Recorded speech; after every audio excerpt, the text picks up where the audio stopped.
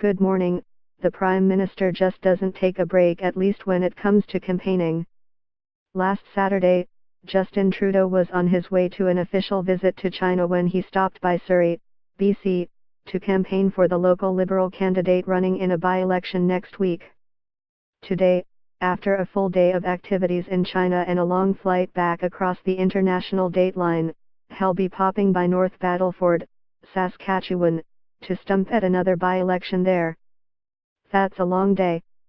This is the Daily Politics Briefing newsletter, written by Chris Hannay in Ottawa, Mayaz Alam in Toronto and James Keller in Vancouver. If you're reading this on the web or someone forwarded this email newsletter to you, you can sign up for Politics Briefing and All Globe newsletters here. Have any feedback? Let us know what you think. Story continues below advertisement. We have a newsletter called Amplify that will inspire and challenge our readers while highlighting the voices, opinions and insights of women at the Globe and Mail. Amplify lands in your inbox every Saturday morning, with a different guest editor each week, a woman who works at the Globe highlighting a topic of the author's choice. The topics will vary and will dive deep into issues and events around the world. The newsletter will also highlight Canadian women who are inspiring others.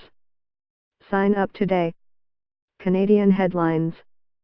The Senate's ethics watchdog is now investigating a trip by 3 senators to China and how it was paid for. Chinese media have said the travel earlier this year was at the invitation of a Beijing-based wealth management firm that recently expanded to Canada, but the senators gave different answers to the Globe when queried about it. In 2013, when asked at a fundraising event what country he admires most, Mr. Trudeau said China, because their basic dictatorship is allowing them to actually turn their economy around on a dime and say we need to go green fastest, we need to start investing in solar. This week Mr. Trudeau was asked the same question, and said his answer is now Britain, because they do a significantly better job than us in programming legislation and getting that through the House. One possible common theme in the answers: getting stuff done. The chief of the Montreal Police has been suspended after a devastating report into the force's investigations and integrity.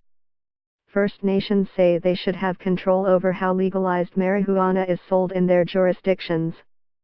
Some say it is an opportunity to bring in additional revenue, while others want it banned from their reserves, like alcohol. The BC government says changes announced this week aimed at preventing money laundering in the province's casinos are only the province's first steps to address the problem. The province is imposing new requirements on high roller gamblers amid concerns that money laundering by organized crime is widespread. Attorney General David Eby says there is still work to do, particularly to determine whether money laundering is connected to other areas of the economy and to what extent. Story continues below advertisement.